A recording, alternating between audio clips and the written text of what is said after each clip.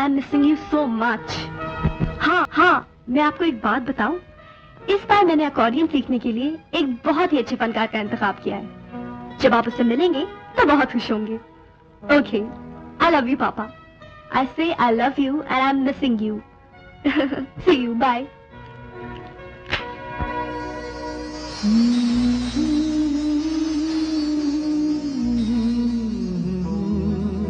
बहुत उम्र है तुम्हारी जैन। मैं अभी भी पापा से तुम्हारा ही जिक्र कर रही थी। हाँ?